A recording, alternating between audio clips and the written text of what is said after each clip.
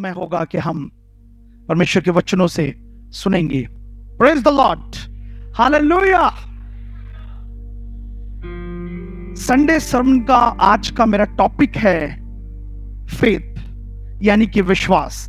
और मैं कोशिश करता हूं कि खुदा के कलाम से मैं ज्यादा से ज्यादा इस वचन पर अपने ईमान को कर सकूं, अपने ध्यान को कर सकूं, फोकस कर सकूं, ताकि जब भी मैं कुछ नया इसमें से पाऊं तो मैं तुरंत कलीसिया में बांट दूं, ताकि वो भी फ्रूटफुल होने पाए और मैं भी फ्रूटफुल होने पाऊं, क्योंकि खुदावंद की यही मर्जी है।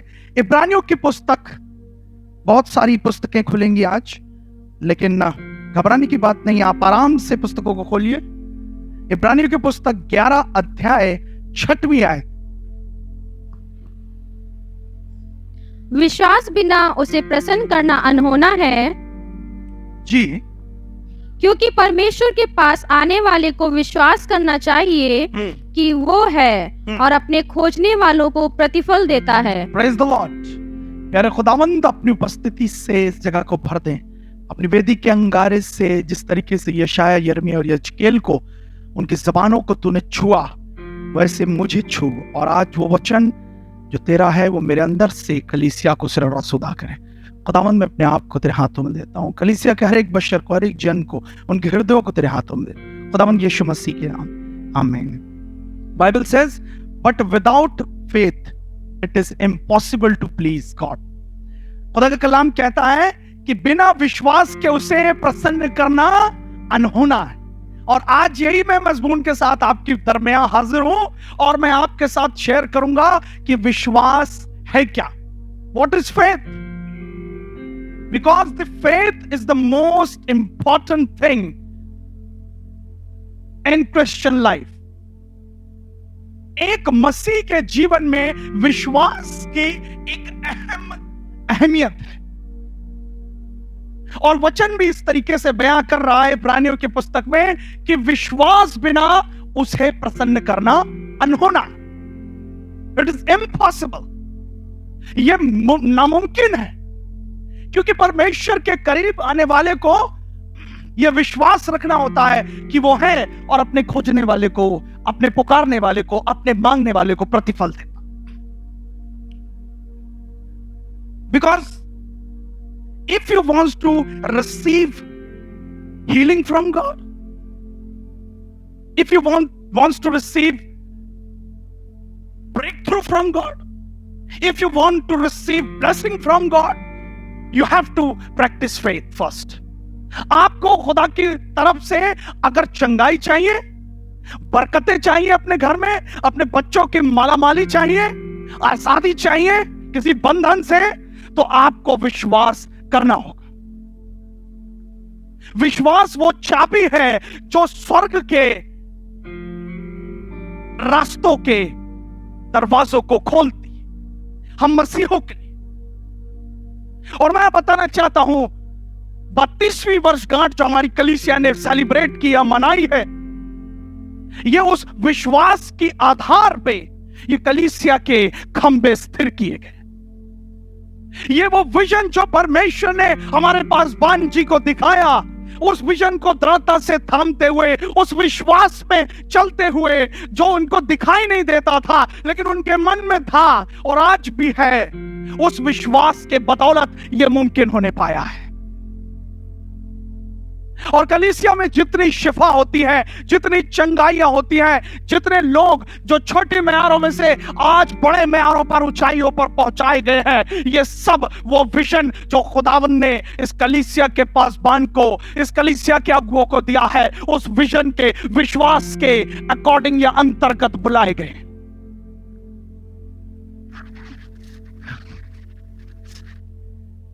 याकूब की पुस्तक, उसका 2 अध्याय, उसकी 17वीं आयत। जी हाँ, हालेलुया। वैसे ही विश्वास भी यदि कर्म सहित ना हो तो अपने स्वभाव में मरा हुआ है। वैसे ही विश्वास भी अपने कर्म के सहित ना हो तो वह डेथ है, मरा हुआ है। उसमें कोई जीवन नहीं है अगर कर्म के साथ ना हो। एक बच्चा जो 5th क्लास में स्टैंडर्ड में अगर पढ़ रहा है, स्टडी कर रहा है, उसको टीचर जो ब्लैक बोर्ड पे समझा दिया या पढ़ा दिया, आजकल तो ऑनलाइन भी हो गई हैं और भी हाईटेक हो रही हैं क्लासेस, उनको पढ़ा दिया, समझा दिया, लेकिन अगर वो बच्चा इस बात का फेथ कर रहा है कि मैं पास हो जाऊंगा, तो जो शिक्षा उसको दी गई है, जो एजुकेशन प्रोसेस में वो गया है, जो सिस्टम के अकॉर्डिंगली उसने पढ़ाई की है, अगर वो उस कर्म के मुताबिक ना करे तो वो एग्जाम में सफल नहीं हो सकता। ठीक उसी तरीके से जिस तरीके से जब खुदावंद यीशु मसीह कलवरी क्रूस पर टांग दिए गए थे, बेगुनाह होने के बावजूद भी उनके इर्द गिर्द 2 गुनहगारों को टांगा गया था। और इससे बड़ा एग्जाम्पल विश्वास का अजीजों हमें और कुछ नहीं मिल सकता। जब मैं इस आयत को, इस पैराबल को, मैं दृष्टांत को पढ़ता हूं तो मैं बिल्कुल चकित हो जाता हूं। एक ने कहा कि तू तो परमेश्वर का पुत्र है ना, तो तू अपने आप को भी बचा ले मसीह और हमें भी बचा ले। लेकिन दूसरे ने क्या कहा? दूसरे ने बड़ी अच्छी बात कही। दूसरे ने कहा कि हम तो अपने पापों, अपने गुनाहों की सजा पा रहे हैं, लेकिन इसने तो कुछ भी नहीं किया, तब भी इसको क्रूस पर टांगा गया है। हे प्रभु, हे मसीह, जब तू अपनी बादशाहत में आए तो मुझे याद रखना। Praise the Lord. हाँ, सबसे अच्छी बात हुई है, यीशु मसीह ने ना उससे पूछा क्या यूहन्ना से बपतिस्मा लिया, क्या किसी चर्च के मेंबर हो, क्या कोई डिग्री है, डिप्लोमा है, कोई सर्टिफिकेट है जो ये प्रूफ करे कि तुम मसीह हो। क्या खुदा ने पूछा? लेकिन खुदावंद यीशु मसीह ने, जिसके पास सारी चीजों का इख्तियार है, उसने इस बात को कह दिया कि तू आज ही मेरे साथ स्वर्ग में हो।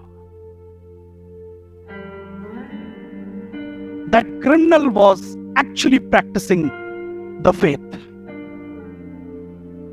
वो क्रिमिनल, वो डाकू, वो गुनहगार दरअसल में उस विश्वास के तले आ रहा था, उस विश्वास को ओढ़ रहा था। क्यों? क्योंकि उसने पहचान लिया था कि जो मेरे बगल में है वो कोई छोटी मोटी शख्सियत नहीं है, वो विश्वास का पैदा करने वाला है।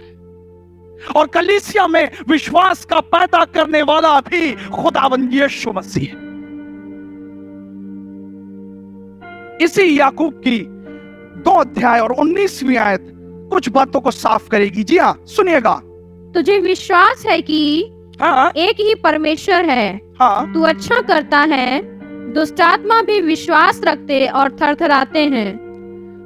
दुष्ट आत्मा भी इस बात का विश्वास रखते हैं, और ना सिर्फ विश्वास रखते हैं बल्कि थरथराते भी हैं कि यीशु मसीह है।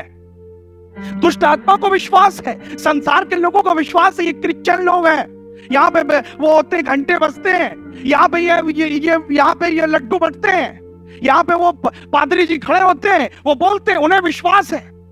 यहाँ पर चंगाइयां मिलती हैं, उन्हें विश्वास है।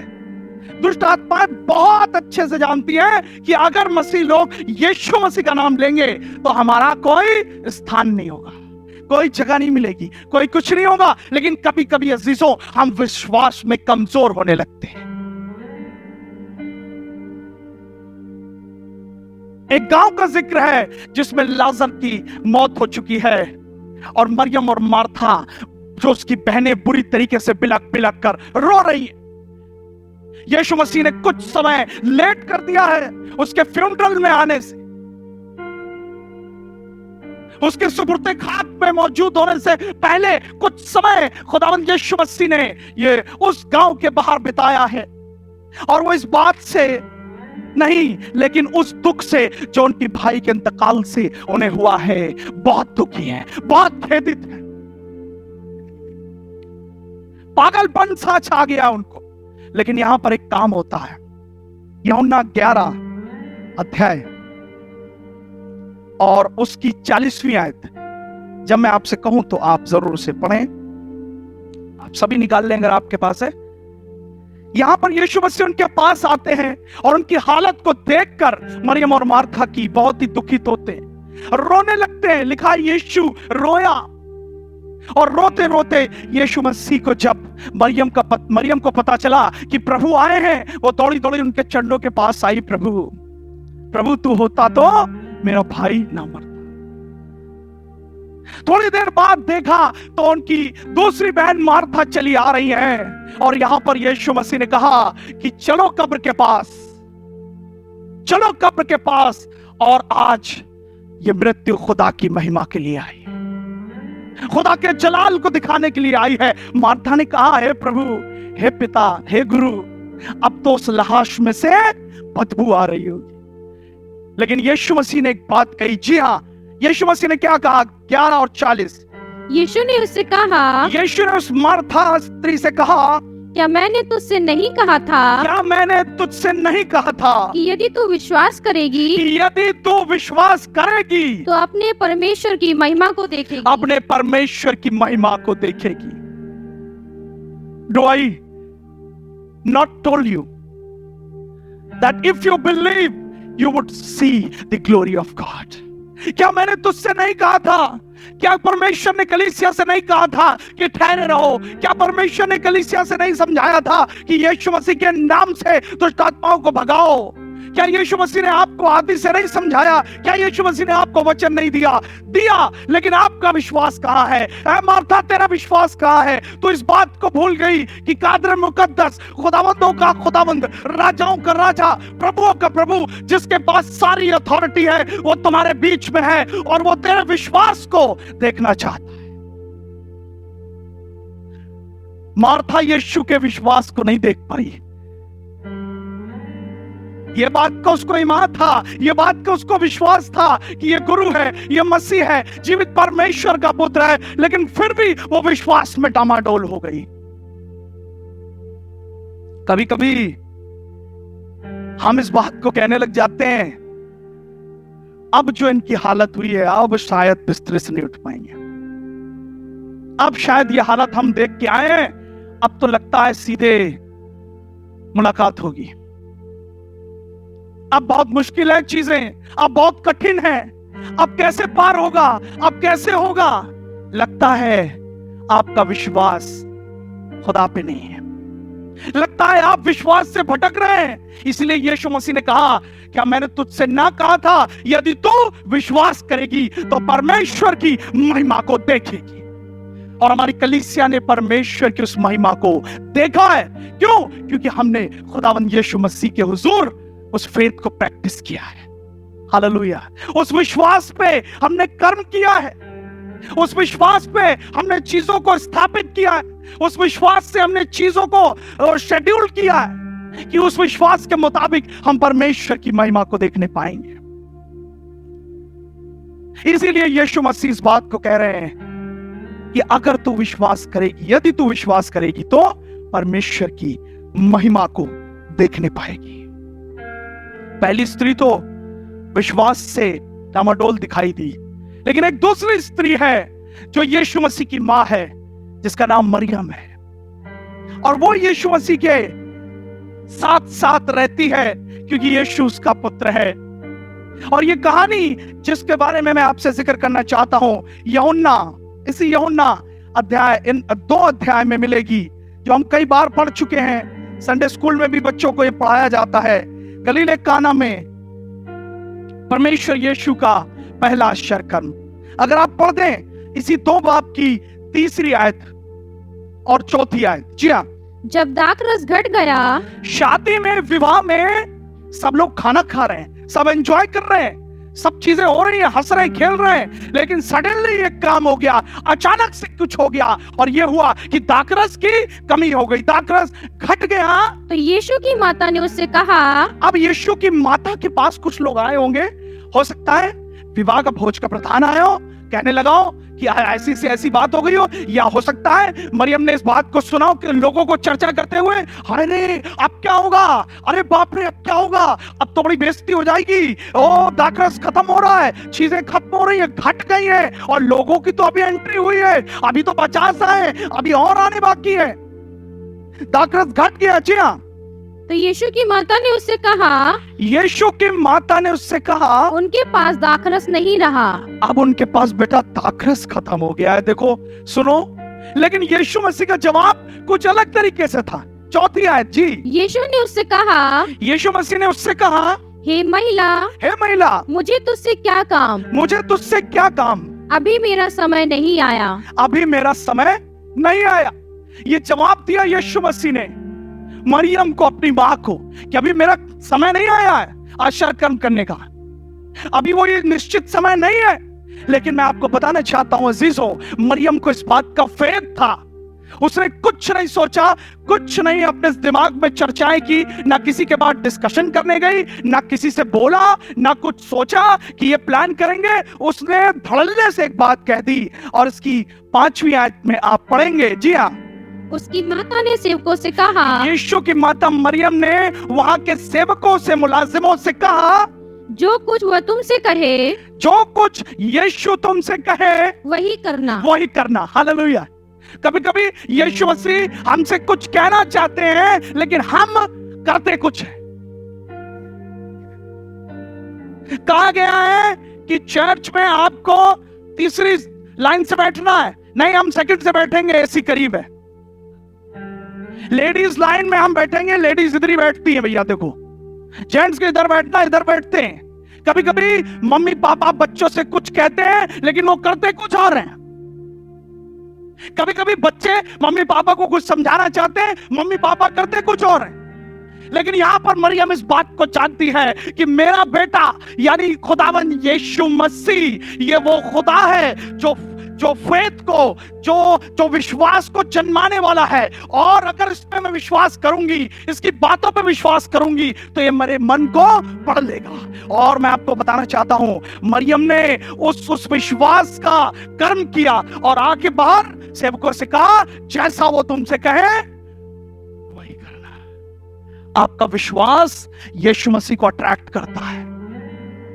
बहुत अंधे थे अजीजों, बहुत अंधे थे उस नगर में, उस जगह, उस जहां यीशु जाता था। लेकिन वही अंधा क्यों चंगा हुआ? पता क्यों? क्योंकि उसको विश्वास था। यदि तू कह देगा, यदि तू कह देगा, यदि तू कह देगा, उस सूबेदार को विश्वास था कि तू यहां से कह देगा और मेरा मुलाजिम वहां चंगा हो जाएगा। क्या आपको विश्वास है कि आपका परिवार चाहे आपसे जितनी भी दूर हो, या आपकी फैमिली कितनी भी दूर हो, कि आपको विश्वास है कि यीशु वहां से कह देगा और वो चंगा हो जाएगा?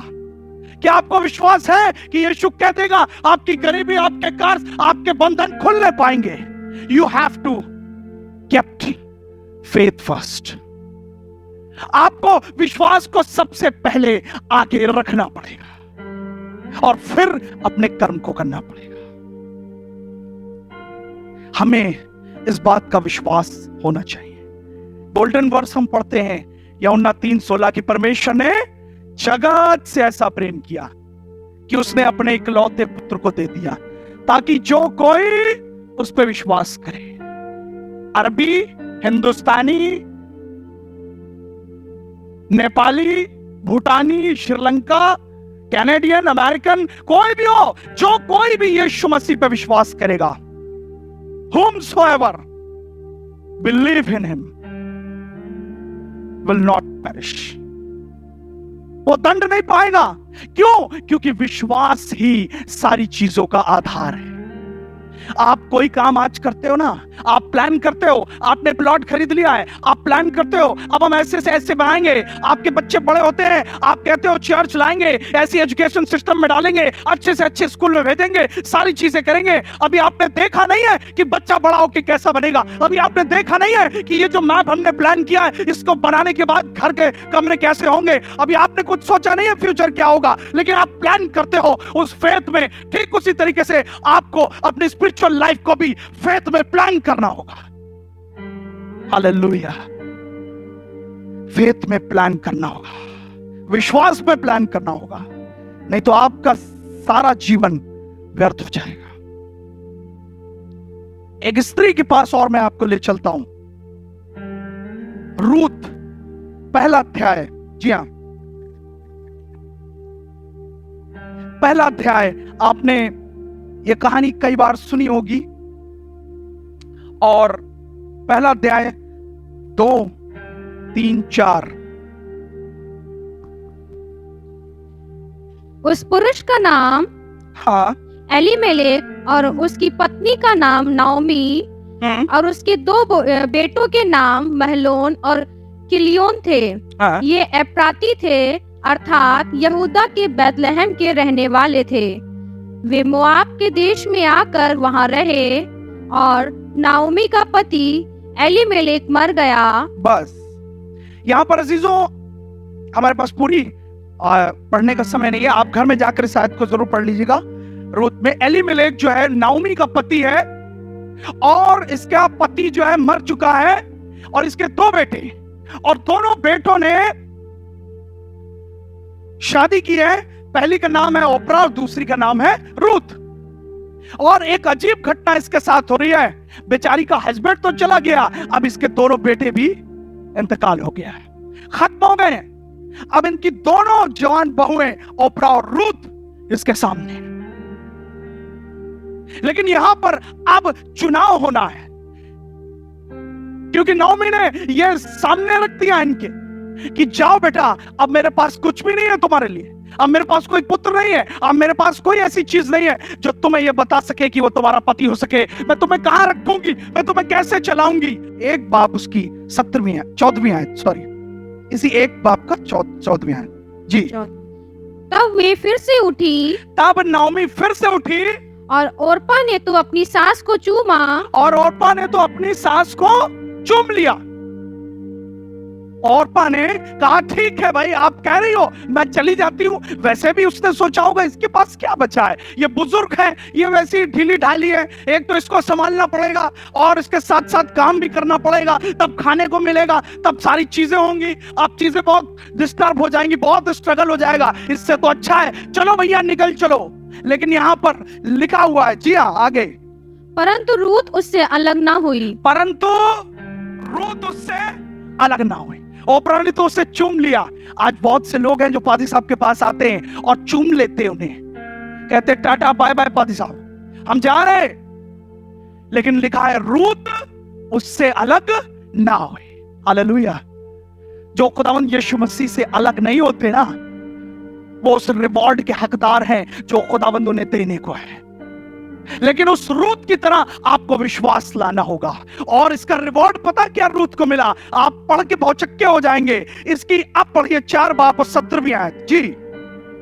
और उसकी पड़ोसिनों ने यह कहकर रूत को यरूशलेम में नाओमी वापस ले आई है, और बोअज जो उस जगह का ठेकेदार है या जमींदार है, उसके साथ उसका निकाह होने पाया है, और उसको एक औलाद हुई है।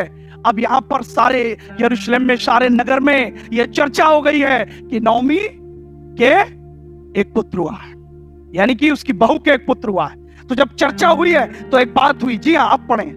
नाओमी के एक बेटा उत्पन्न हुआ है। जी। लड़के का नाम ओबेद रखा, यिशै का पिता और दाऊद का दादा वही हुआ। Praise the Lord. यिशै का पिता और दाऊद का दादा वही हुआ। हालेलुया। खुदावंद यीशु मसीह ने अब्राहम को जब चुना तो उसने उसको जातियों का पिता होने के लिए चुना, लेकिन अब अब्राहम के पास ये अपॉर्चुनिटी थी कि वो इस अपॉर्चुनिटी को रिजेक्ट करे। उसके पास चॉइस थी कि वो इस चर्च को चुने, इस कलीसिया को चुने, इस वचन को चुने, परमेश्वर की वाणी को सुने, और या छोड़ दे और वही दुनिया में पड़ा रहे। आज रूत ने जब विश्वास दिखाया है तो परमेश्वर की ओर से उसने आशीष पाई है। मैं आपको बताना चाहता हूं, आज आप विश्वास बो रहे हैं, आज आप कठिनाइयों में बो रहे हैं, आज बीमारियों में बो रहे हैं, आज आप बंधनों में बो रहे हैं, लेकिन खुदावंद यीशु मसीह ने एक बड़ा इंतजाम आपके लिए कलीसिया रख छोड़ा है। लेकिन आपको रूत की तरह कहना है कि मैं तुझसे अलग नहीं होंगी बाप, मैं तुझसे अलग नहीं होऊंगा चर्च, मैं तुझसे नहीं हटूंगा पादी साहब, मैं तेरे करीब से नहीं जाऊंगा कलीसिया, मैं तेरे साथ बनी रहूंगी। हालेलुया। इसलिए यीशु मसीह ने कहा, यदि तू विश्वास करेगी तो परमेश्वर की महिमा को देगी।